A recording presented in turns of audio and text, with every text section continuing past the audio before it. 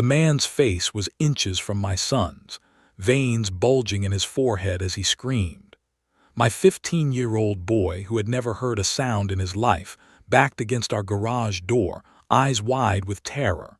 He kept signing, "I cannot hear you," over and over, but these self-appointed neighborhood tyrants only saw defiance. When my son reached for his phone to text for help, the woman snatched it away. That was the moment my sister emerged from our guest house.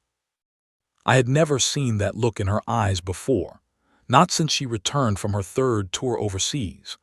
20 years of military training crystallized in her stance as she positioned herself between these frauds and my terrified child. The man made his fatal mistake when he put his hands on her. What happened next would change our neighborhood forever and teach these fake HOA enforcers a lesson about true authority. I remember the day we found our dream home in Oak Ridge Estates. The realtor drove us through streets lined with maple trees, their leaves creating a natural canopy over well-maintained homes. After 3 years of searching for the perfect place to raise my son, Ethan, this neighborhood seemed like an answer to our prayers. The school district had an excellent program for deaf students, and the community appeared welcoming and family-oriented. I signed the papers that afternoon, feeling a weight lift from my shoulders. Ethan was born deaf. My wife had passed away when he was only 4, leaving me to navigate the world of raising a child with special needs alone. We communicated through sign language, which I had dedicated myself to mastering from the moment we received his diagnosis as an infant. Ethan was brilliant, artistic, and compassionate, qualities that shone through despite the challenges he faced in a hearing world. My sister, Melissa, had recently retired from the military after 20 years of service. She needed a place to decompress and readjust to civilian life. Our home had a comfortable guest house in the back, which gave her independence while keeping her close to family. Melissa had always been Ethan's protector, learning sign language alongside me and developing a special bond with her nephew. Her military background gave her a particular set of skills that made her formidable, but few people ever saw that side of her. Most just knew her warm smile and patient demeanor. We spent the first month customizing our home to accommodate Ethan's needs. We installed visual alert systems that flashed when someone rang the doorbell. We added specialized equipment in his bedroom that would vibrate his bed in case of fire alarms. Everything was designed to create a safe environment where he could thrive independently. The neighbors on our street initially seemed pleasant. The Johnsons to our left brought over a homemade apple pie. The elderly couple across the street, the Gonzaleses, offered gardening advice and fresh vegetables from their impressive backyard garden. We were invited to a neighborhood barbecue where Ethan played basketball with local kids who seemed genuinely interested in learning basic signs. The first hint of trouble came about 2 months after we moved in. I was installing additional outdoor lighting, visual cues that would help Ethan navigate after dark. Mrs. Reynolds from 3 doors down strolled by, pausing to watch me work. Her smile seemed forced as she commented on our modifications to the property. "Those lights are quite distinctive," she said, emphasizing the word as if it tasted unpleasant. "The neighborhood has certain standards, you know, not official, of course, but standards nonetheless." I explained they were accessibility features for my son, and she nodded with what appeared to be understanding. Only later did I realize her swift departure was to report back to someone else. That evening, I spotted a man with a clipboard walking slowly past our house, taking notes and photographs of our exterior. He wore a navy blue polo shirt with some kind of embroidered logo I could not make out from the distance. That night at dinner, Ethan signed to me that he had noticed people watching our house. Melissa mentioned seeing a group calling themselves the Neighborhood Watch meeting at the community park. They all wore matching shirts and seemed to be discussing various homes, pointing at a map of our subdivision. Something about their organization felt off to her, too rigid, too official for a voluntary community group. But we dismissed these observations, focused instead on settling into our new life. We had no idea that beneath the manicured lawns and friendly waves of Oak Ridge Estates, there lurked a self-appointed authority that would soon disrupt our peaceful existence. The seed of conflict had been planted, waiting to sprout in what we thought was our perfect sanctuary. The morning I first encountered them directly, I was trimming hedges near our property line. A silver SUV cruised slowly down our street before parking directly in front of our home. Two middle-aged individuals emerged, dressed identically in navy blue polos with neighborhood compliance embroidered on the chest. The man, tall with thinning gray hair and wire-rimmed glasses, carried a clipboard and a measuring tape. The woman, blonde with an artificially maintained tan, clutched a digital camera and what appeared to be official-looking documents.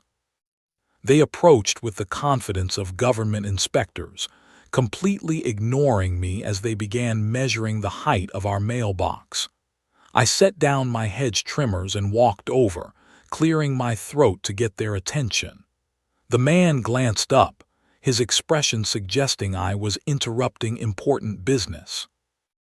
"Good morning," I said. "Can I help you with something?" "Gerald Patterson," he introduced himself curtly. "This is Karen Patterson. We are from the Neighborhood Compliance Committee." He gestured toward his embroidered logo as if displaying a badge. Karen smiled thinly. "We are conducting routine inspections to maintain property values and community standards." I had never heard of any compliance committee during our home purchase process. I do not recall signing up for any homeowners association when we bought this house, I told them. Gerald straightened his posture. "Membership is automatic upon residence. Your realtor should have informed you. Your mailbox is 3 inches taller than regulation height, and these visual alert lights you have installed require prior approval." The conversation ended with them handing me an official-looking notice titled Violation Report that listed 3 infractions and included a $75 administrative processing fee, due within 14 days.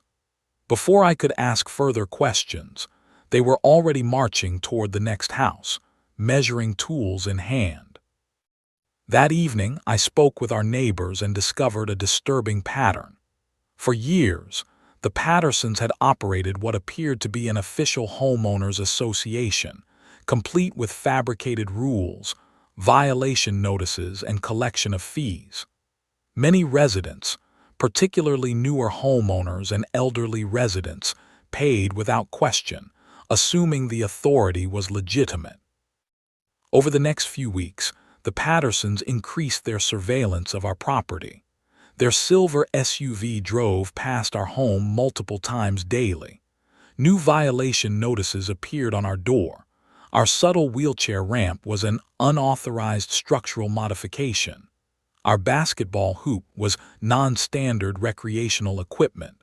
And our doorbell with visual alerts was excessive illumination technology.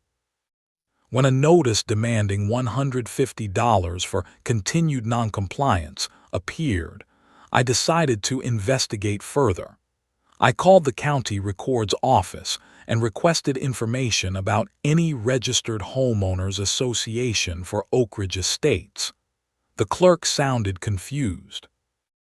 "Oak Ridge Estates has no registered HOA, sir," she confirmed. "There are no binding covenants or authorized enforcement entities for that subdivision. It was specifically developed as a non-HOA community." I felt a mixture of anger and relief wash over me. The Pattersons had constructed an elaborate fiction of authority, collecting thousands of dollars from intimidated neighbors through what amounted to a sophisticated confidence scheme. When I shared this information with Melissa, her military training kicked in.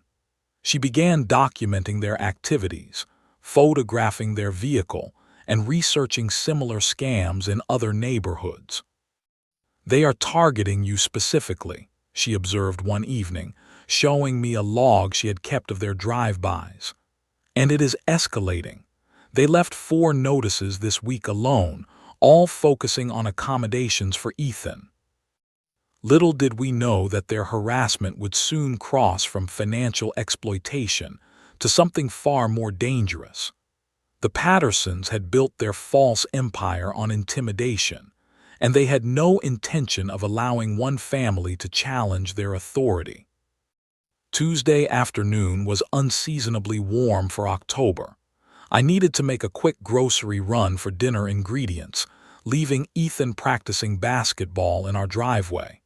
Melissa was working in the guest house, grading papers for the community college course she taught part-time. It should have been a routine 20-minute errand. Instead, it became the day everything changed.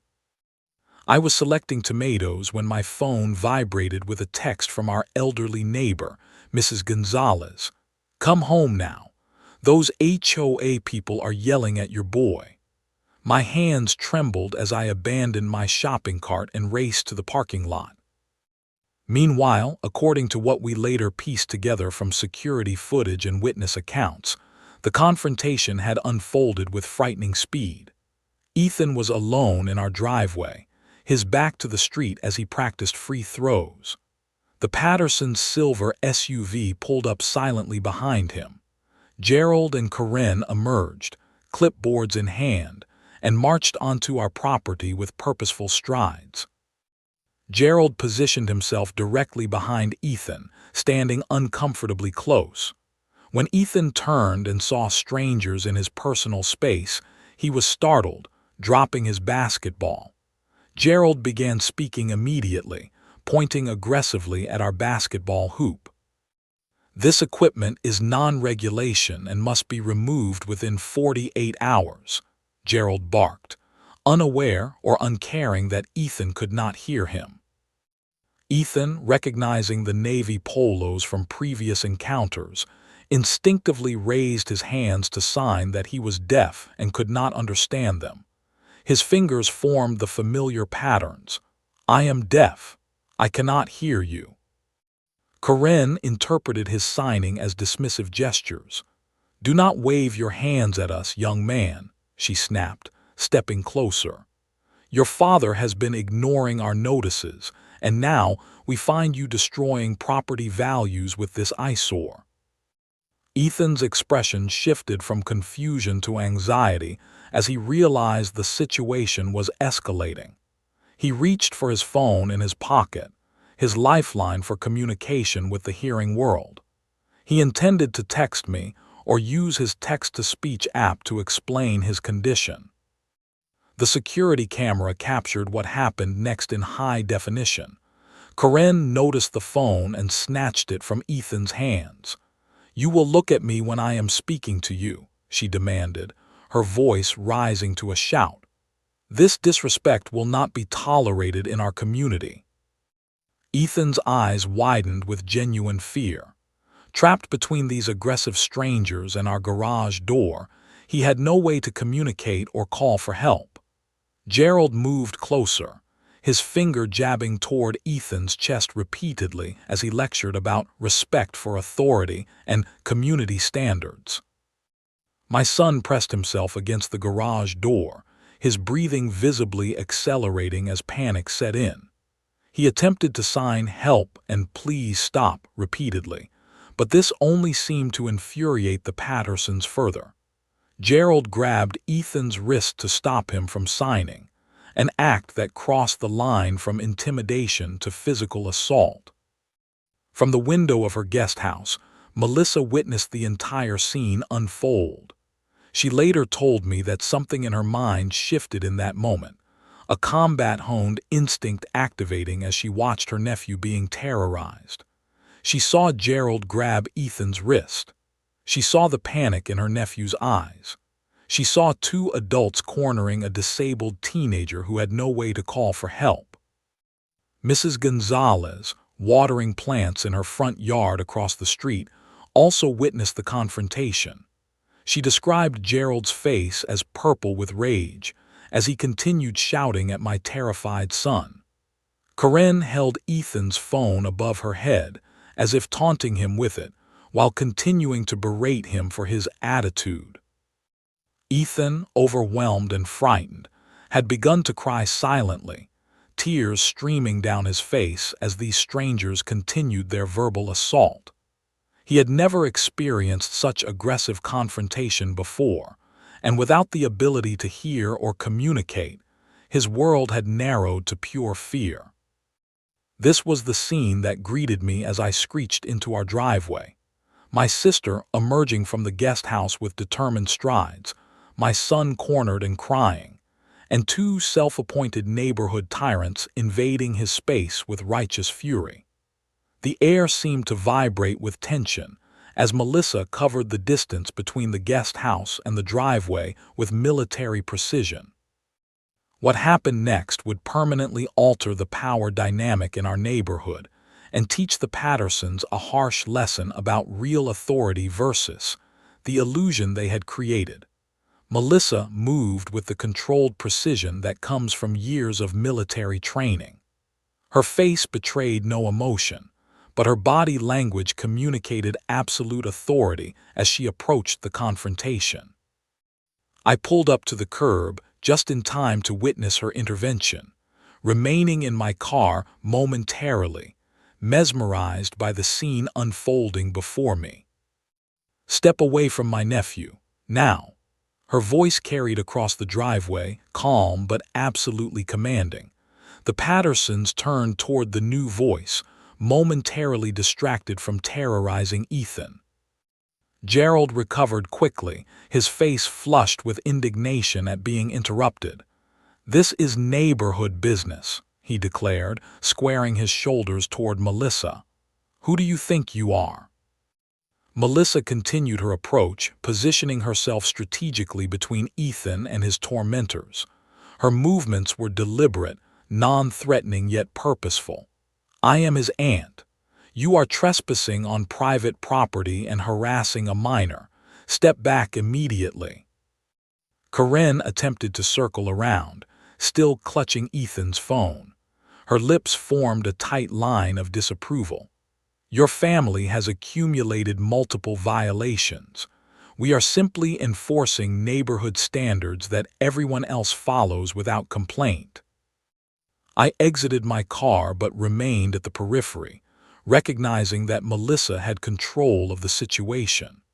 Her military training included de-escalation techniques that I lacked. I caught Ethan's eye and signed that everything would be okay, that he should remain calm. Melissa made one final attempt at peaceful resolution. "He is deaf," she stated clearly, her voice measured and deliberate. "He cannot hear you. You are terrifying a disabled minor on his own property. Return his phone and leave immediately." Gerald scoffed audibly. "Deaf or not, rules apply to everyone. We do not make exceptions for special cases." He stepped forward rather than back, entering Melissa's personal space, a critical error in judgment. "This is your final warning," Melissa stated, her stance subtly shifting into what I recognized as a defensive posture. "Remove yourselves from this property now." The situation exploded when Gerald made a fatal miscalculation. Frustrated by the challenge to his authority, he placed his hand on Melissa's shoulder and shoved. "Another household that thinks they are above community standards," he snarled. What happened next occurred with such professional efficiency that it almost appeared choreographed. Melissa captured Gerald's extended arm, twisted it into a joint lock, and in one fluid motion, dropped him to his knees on our driveway. His clipboard clattered to the ground as he gasped in shock and pain. Karen screamed and lunged forward, attempting to strike Melissa. Without releasing her hold on Gerald, Melissa executed a textbook defensive maneuver that redirected Karen's momentum. Within seconds, Both Pattersons found themselves effectively immobilized on our concrete driveway, joint manipulations causing intense discomfort without permanent damage. I spent 20 years in military special operations. Melissa informed them calmly as they struggled against holds designed to control violent combatants. You put hands on me and terrorized my deaf nephew. The police are about to become very interested in your neighborhood activities. I rushed to Ethan, who stood frozen against the garage door. I signed rapidly, asking if he was hurt and telling him everything would be okay. He signed back that they had grabbed his wrist and taken his phone, but he was physically unharmed, just deeply shaken. Neighbors had begun to emerge from their homes, drawn by the commotion. Mrs. Gonzalez approached cautiously, phone in hand. I called the police when I saw them grab the boy, she informed me. They should be here soon. Gerald attempted to speak through gritted teeth. You are assaulting us. We will press charges. We will have you arrested. Melissa maintained her holds with practiced precision. I am performing a citizen's detention of two individuals who trespassed, harassed a disabled minor, confiscated his property, and initiated physical contact. I have used minimum necessary force to prevent further assault. Karen struggled ineffectively against the hold. We are the neighborhood authority. We have every right to enforce community standards. You have no legal authority whatsoever, I informed them, retrieving Ethan's phone from where Karen had dropped it. The county confirmed there is no registered HOA in this neighborhood. You have been impersonating officials and collecting fraudulent fees. The sound of approaching sirens filled the air. Mr. Chen from next door approached, holding out his phone. I recorded everything from when they grabbed your son's arm, he told me. And I have receipts for all the violations they made me pay over the last year. As police vehicles turned onto our street, Melissa adjusted her hold slightly, ensuring the Pattersons remained controlled but not injured. Your fraudulent operation ends today, she informed them quietly. And if you ever come near my nephew again, what happened today will seem like a pleasant conversation.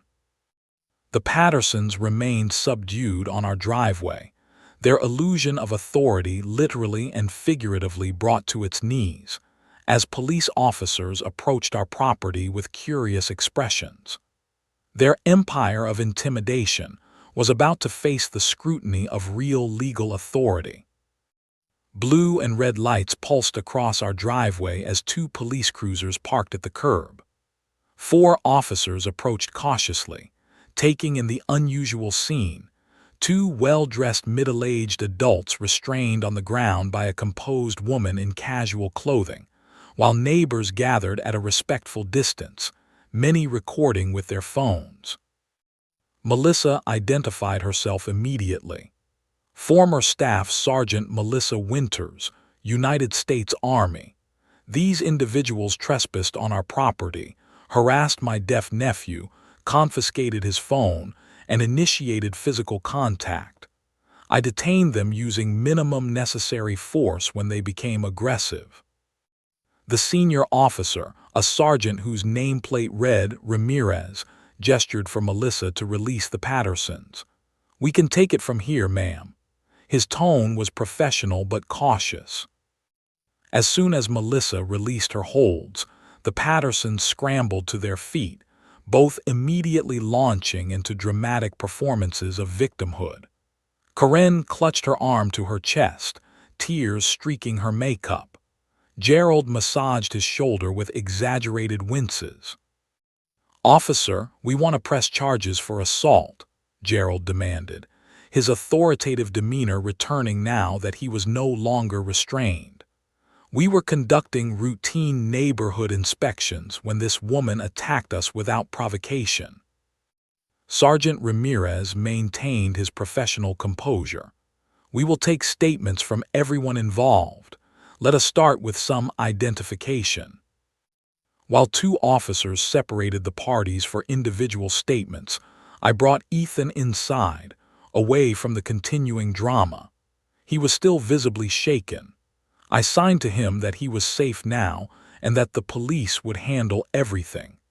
Mrs. Gonzalez kindly offered to sit with him while I dealt with the situation outside.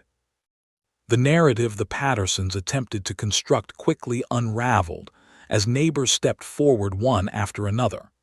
Mrs. Gonzalez described watching them corner and intimidate Ethan. Mr. Chen presented his phone with video evidence of Gerald grabbing my son's wrist and Karen taking his phone. Most damning was our security camera footage, which I pulled up on a tablet for the officers to review. The high-definition video played with crystal clarity on our front porch, showing the entire confrontation from the moment the Pattersons approached my unsuspecting son. The officers watched in silence as the video captured Gerald's aggressive posturing, their deliberate ignorance of Ethan's signing, and the moment Gerald laid hands on Melissa. "They have been running this scam for years," Mrs. Taknaka from down the street explained to one of the officers. "They pretend to be an official HOA and collect fees for made-up violations. Many of us paid because we were afraid of what they might do." Officer Ramirez reviewed one of the official-looking violation notices from the Pattersons' clipboard. "This document is designed to look like county code enforcement," he noted with a frown. "That is impersonation of government officials, a serious offense." Karen attempted to interrupt. "We never claimed to be government officials. We are simply a neighborhood beautification committee. That collects mandatory fees and threatens consequences," Ramirez questioned. "And your documents reference county codes and regulations. That crosses several legal lines." A younger officer approached Sergeant Ramirez. "Sir, I ran their names through the system. We have 3 other complaints filed about similar neighborhood scams in Westview and Pine Creek subdivisions over the past 5 years." This revelation shifted the officer's demeanor noticeably. What had begun as a neighborhood dispute investigation was rapidly evolving into something more serious. Sergeant Ramirez instructed 2 officers to escort the Pattersons to separate patrol cars for formal questioning. Gerald protested loudly as he was led away. "This is ridiculous. We have done nothing but maintain standards in this community. Without us, property values would plummet." Karen attempted a different approach, suddenly tearful. "We were just trying to help everyone. People want to live in nice neighborhoods with consistent standards." As twilight descended, our driveway became an impromptu community gathering. Neighbors who had rarely spoken beyond casual greetings now shared stories of intimidation, fraudulent fees, and the constant fear of receiving one of the Pattersons' violation notices. "They charged me $300 when my husband died because I could not mow the lawn for 2 weeks," Mrs. Gonzalez revealed quietly. "I paid because I was afraid they would put a lien on my house." Mr. Chen nodded solemnly. "They threatened to report my home business to zoning authorities unless I paid their commercial use fee. I have been giving them $100 monthly for a year." Sergeant Ramirez returned to address the gathered neighbors. "We are taking Mr. and Mrs. Patterson downtown for further questioning. Based on what we have learned here and the documented pattern of similar activities, they are facing serious charges including fraud, extortion, impersonation of government officials, and harassment." He turned to me. "We will need formal statements from you, your son, and your sister. The district attorney will likely want to speak with you as well." As the patrol cars pulled away from the curb, the Pattersons visible in the back seats, a palpable sense of relief spread through the gathered neighbors. For years, They had lived under the shadow of fraudulent authority, and now, finally, that shadow was lifting. Melissa joined me on the porch, her military bearing softened as she watched the police cars disappear around the corner. "How is Ethan?" she asked quietly. "Shaken but physically unharmed," I replied. "Thank you for being there for him." She nodded, her expression somber. "No one messes with our family." We both knew this was only the beginning. The Pattersons' fraudulent scheme had been exposed, but the legal consequences and the community healing were just commencing. The investigation into the Pattersons' activities expanded rapidly over the following weeks. Detective Maria Rivera, a specialist in fraud cases, spread dozens of violation notices across her desk during our interview at the police station. The breadth of the scheme became apparent as residents from 3 different neighborhoods came forward with similar stories.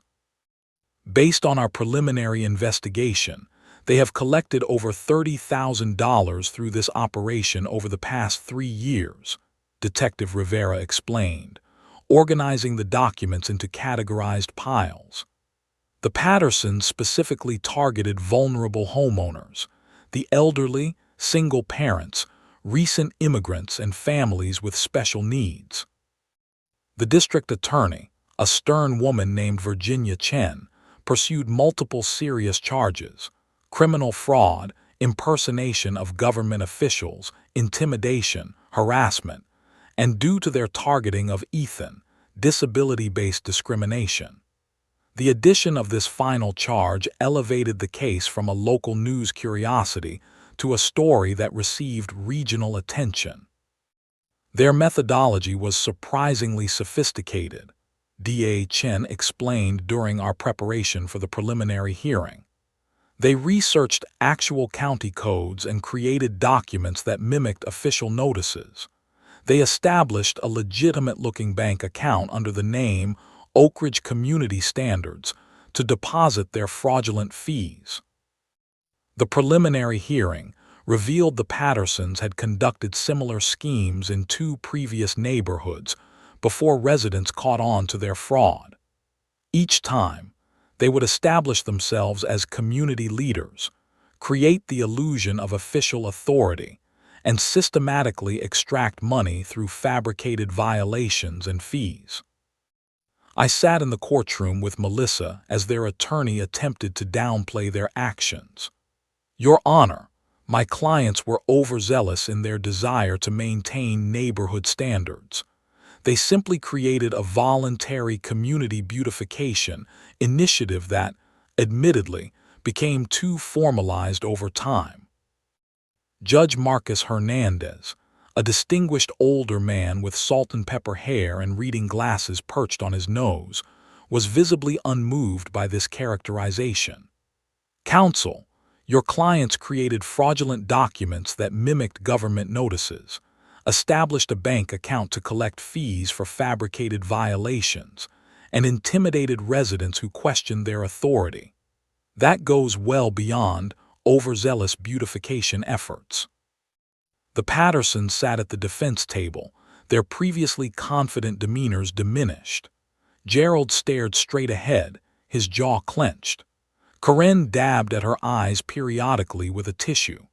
Their navy blue neighborhood compliance polos had been replaced by conservative business attire, but no clothing could disguise their fall from self-appointed authority.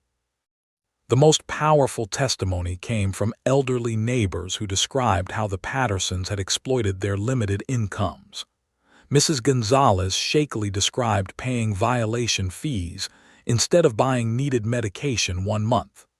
Mr. Takamoto, an 82-year-old widower, explained how the Pattersons had charged him storage fees for keeping his deceased wife's gardening tools visible in his garage.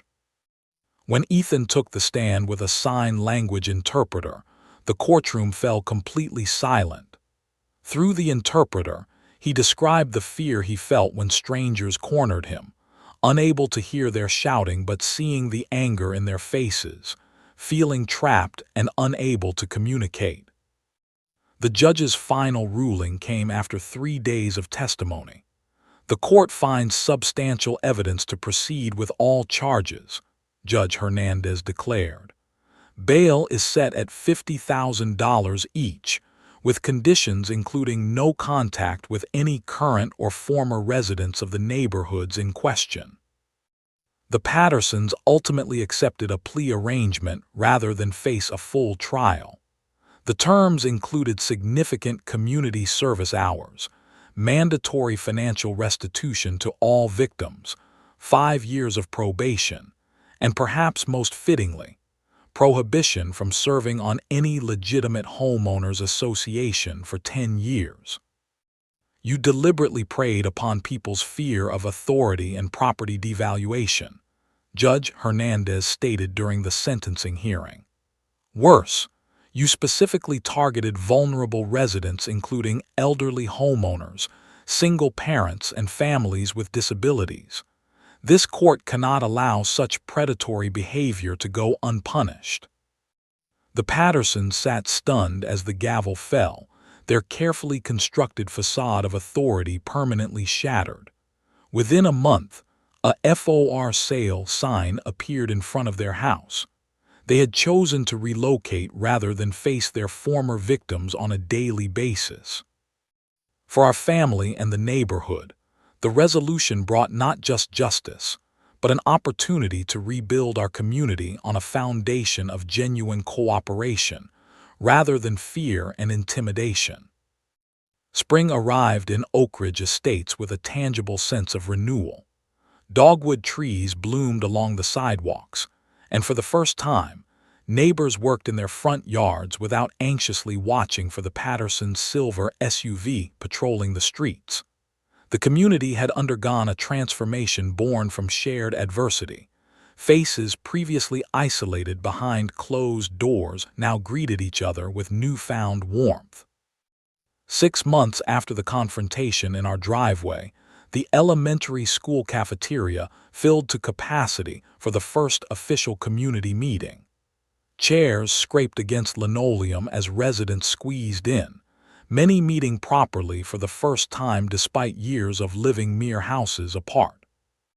I think we should start by acknowledging what brought us together, Mrs. Gonzalez began from a small podium at the front of the room. The retired schoolteacher had emerged as a natural community leader in the wake of the Pattersons' departure. For years, we lived under the shadow of intimidation and fraudulent authority. Today, we reclaim our neighborhood and establish something legitimate and transparent. With legal assistance provided pro bono by a resident attorney, we established a genuine neighborhood association with clear bylaws, democratically elected representatives, and minimal quarterly dues focused entirely on community improvements rather than punitive measures. Participation was entirely voluntary, a point emphasized repeatedly during the formation process. The first order of business should be addressing accessibility throughout our community spaces, Mr. Chen suggested during the planning session. If we truly want to be inclusive, we need to ensure everyone can participate fully. The first initiative passed unanimously, installing multilingual signs and accessibility features throughout our parks and community areas. Plans included ramps, sensory-friendly play equipment, and communication boards for non-verbal or deaf residents. What the Pattersons had viewed as property value detractions, we now recognized as essential accommodations that enriched our community. Melissa found unexpected purpose in the aftermath of the confrontation.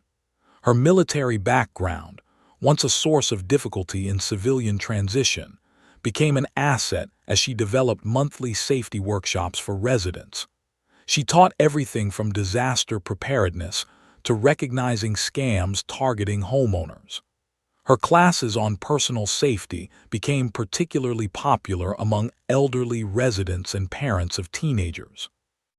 Most confrontations can be avoided through awareness and communication, she explained during one session. But everyone deserves to know how to protect themselves and their loved ones if prevention fails. Ethan, initially hesitant to venture outside after the confrontation, gradually regained his confidence. The neighborhood teenagers, hearing about what had happened, took a collective interest in learning basic sign language. What began as a gesture of solidarity evolved into genuine friendships. By summer, the basketball hoop that the Pattersons had deemed a violation became a gathering spot for weekend games where sign language was incorporated alongside verbal communication. The restitution payments ordered by the court were pooled into a community fund rather than distributed individually, a decision the victims made collectively. The money funded a scholarship for students with disabilities and supported elderly residents with home maintenance needs that might otherwise have made them vulnerable to predatory schemes. The Pattersons' house stood empty for 3 months before a young family purchased it. They were welcomed with a community dinner rather than a list of regulations. Their toddler with autism spectrum disorder found immediate acceptance, with neighbors offering support rather than judgment when sensory overloads led to difficult moments in public spaces. On the 1-year anniversary of the confrontation, we hosted a block party in our driveway, the very spot where intimidation had turned to justice. Tables laden with potluck dishes stretched along the curb. Children played games on lawns no longer measured for grass height violations. Seniors sat in comfortable chairs, sharing stories with young families. Watching Ethan laughing with friends, communicating through a blend of sign language and text messages, I felt a profound sense of gratitude. Melissa stood nearby, relaxed in a way I had rarely seen since her return from military service. She caught my eye and smiled, a silent acknowledgement of how far we had come. Mrs. Gonzalez approached, leaning slightly on her cane. "Your family changed everything for us," she said quietly. "Before you stood up to them, we were all too afraid to speak out." I shook my head. It took all of us together. One family cannot build a community alone. As twilight descended and string lights illuminated our gathering, I realized that sometimes protecting what matters requires standing firm against those who mistake kindness for weakness.